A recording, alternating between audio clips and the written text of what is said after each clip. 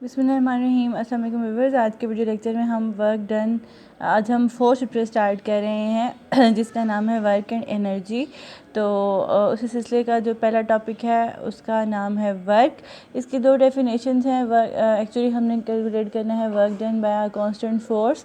तो ये जो फर्स्ट वन है इसमें ज़्यादा डिटेल नहीं है, सेकंड वन में ज़्यादा डिटेल है। सो हम इस वाले टॉपिक को कवर करेंगे ना। तो work done by constant force क्या होता है कि work can also be done if the dot okay यहाँ से स्टार्ट कर लेते हैं। Work done by a constant force. तो work done on a body by a constant force is defined as the product of magnitude of displacement का magnitude and component of force in the direction of displacement. ठीक है, means कि ये एक बंदा किसी भी ऑब्जेक्ट ए के ऊपर फोर्स एफ लगा रहा है तो ज़ाहिर बात है ये फोर्स प्लेन में इसके दो कंपोनेंट्स होंगे, एक होगा हॉरिजॉन्टल कंपोनेंट, एक होगा वर्टिकल कंपोनेंट। तो हमने फोर्स का वो कंपोनेंट लेना है जो कि इन द डायरेक्शन ऑफ फोर्स होगा। ठीक है, तो आपको पता है कि जो वर्टिकल कंपोनेंट होता है उसे हम एफ साइन थीटा लिखते हैं, जो हॉरिजॉन्टल कंपोनेंट होता है उसे हम एफ कॉस थीटा लिखते हैं ना। तो ये उसने लिखा है वही वैसे ही एफ कॉस थीटा लिखा है इसने, इंटू डी कर दिया है और फिर एफ डी कॉस थीटा किया। इसको हमें पता है जब कॉस थीटा होता है दो फिजिकल क्वांटिटीज़ के दरमियान तो हम उसे एफ डॉट डी लिख सकते हैं। ठीक है, फिर इसके बाद आपने जो है इसको छोड़ दें अनदर डेफिनेशन। हमने यूनिट ऑफ वर्क करना है तो वर्क एक स्केलर क्वांटिटी है। देखें, दो वेक्टर की प्रोडक्ट से हमारे पास स्केलर क्वांटिटी ही आती है। सपोज़ फोर्स एक हमें पता है फोर्स एक वेक्टर है और सपोज़ वो इन द डायरेक्शन ऑफ आई है, डिस्प्लेसमेंट भी एक वेक्टर वो भी इन द डायरेक्शन ऑफ आई है, तो आई डॉट आई सबके पास वन आता है। तो one is a scalar quantity. So work done is also a scalar quantity and its unit is newton into metre. और न्यूटन मीटर को हम जॉल भी कह सकते हैं। ठीक है, you have to memorise this कि 1 joule is equal to 1 newton metre.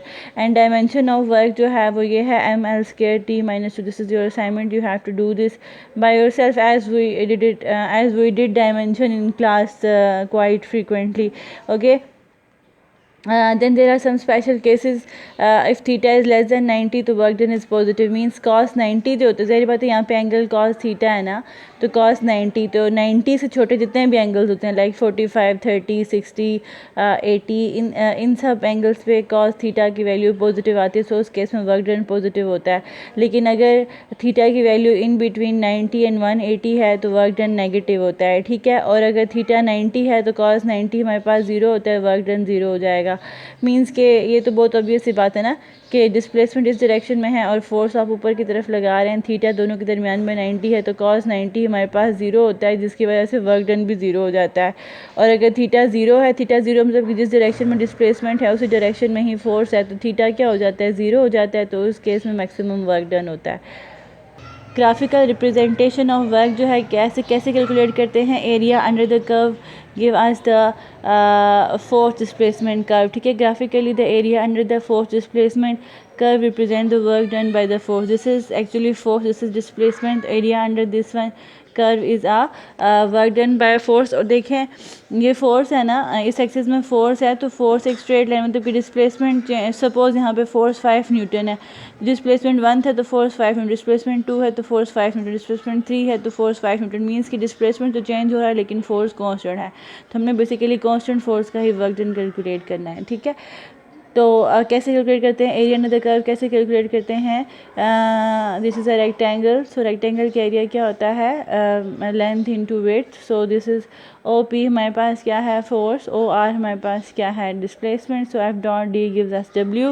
If the force F makes an angle theta with the horizontal the graph, अगर ये जो फोर्स एफ है अभी तो बिल्कुल सीधी है ना, लेकिन अगर ये हॉरिजॉन्टल के साथ कोई एंगल बना रही हो इस तरह से तो फिर हम इसको क्या लिखते हैं, एफ कॉस थीटा लिखते हैं। ठीक है, how much work is being done by upward force when a person holding the pail moving forward। मतलब एक पर्सन ने जो है वो एक बकेट उठाई हुई है, ऊपर की तरफ उस फोर्स लगाई हुई है, लेकिन वो उसकी पर्सन की जो वेलोसिटी है वो मूव अहेड कर रहा है लेकिन वो फोर्स उसने ऊपर की तरफ लगाई हुई है। तो उस केस में आप लोग देखें जिस डायरेक्शन में वेलोसिटी सारी बात उस डायरेक्शन में डिस्प्लेसमेंट है, तो एफ और डी के दरमियान में एंगल 90 है। तो अब हम ऐसे तो नॉर्मल ज़िंदगी में कहते हैं कि वो बंदा वर्क कर रहा है, लेकिन अकॉर्डिंग टू फिजिक्स उसका कोई वर्क नहीं होता क्योंकि फोर्स एंड डिस्प्लेसमेंट में एंगल ज़ीरो है। ठीक है, how much work is done on the wall, अब एक पर्सन इस वॉल को पुश कर रहा है, तो क्या अब हमें फिर लग तो रहा था कि he is doing work, but according to physics he is not doing work because he is applying a force, because he is applying a force, but in the result of force there is no displacement in the body, so displacement is zero, so work done is zero. ठीक है, so then this is the simple formula of work done by a constant force. Sometimes we write it FD cos theta, and sometimes we write it FD. We write FD when theta is zero. Okay, then it is understood that force and displacement, angle between the force and displacement is actually zero.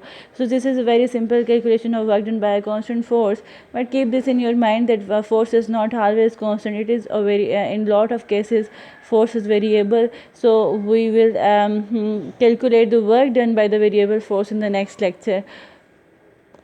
Thanks for watching the video.